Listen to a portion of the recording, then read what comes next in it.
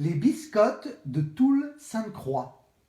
Dans la maison aux Trois Ruches, à l'entrée de notre village, si vous la connaissez, avec ses tuiles rouges à gauche dans le virage, il y a Jocelyne Morgan, plus jeune que l'actrice et sans aucune parenté, mariée pour le meilleur et pour le pire à Gaston, un paisible retraité. Cet ancien maçon ne ressemble pas physiquement à Jean Gabin, car même le voir sur un quai dans la brume n'y changerait rien. Donc il est impossible d'y trouver un lien, pour la simple et évidente raison que l'homme est noir foncé, force est de constater qu'il ne peut y avoir confusion.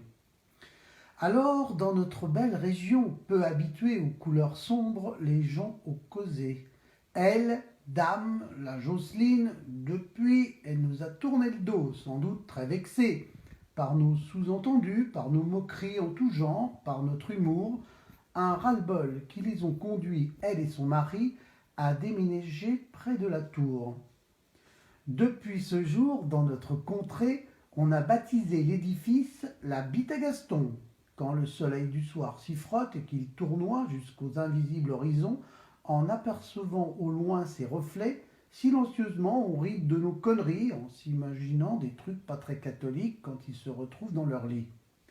L'histoire fait grand bruit, comme une vague de grues s'organise en V. Délégué par mes voisins, je cogne à leur oui, dont le but de nous réconcilier, c'est la bête obscure, l'étranger, qui est le premier à se présenter devant moi. À moi le français, le fidèle riverain, choqué en terre conquise, cela va de soi.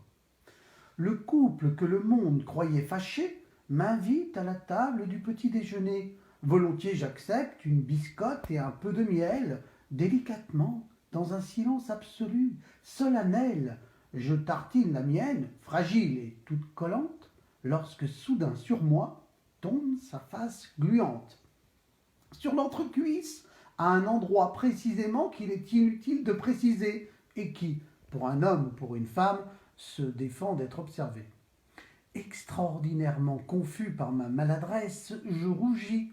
Du regard, je cherche une aide lorsque, sans bruit, elle se décroche de mon pantalon en 1000 fils dorés, laissant à la table basse le soin de refroidir mon thé. Inexorablement, le silence demeure, blessant même. Il me laisse pantois. Moi qui venais en médiateur, me voici collé à un trône comme un roi. Certes à la culotte à l'endroit, mais sucré dans ses coutures, plissé, non pas de colère, plus par leur indifférence, à vrai dire, justifiée. Les craquements de cette tranche grillée me font réfléchir.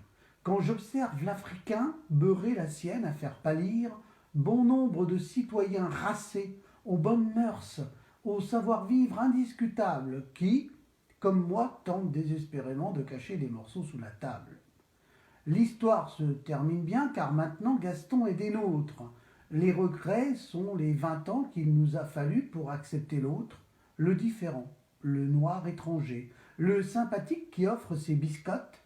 Un jour, à la tour de Toul-Sainte-Croix, il est devenu notre mascotte.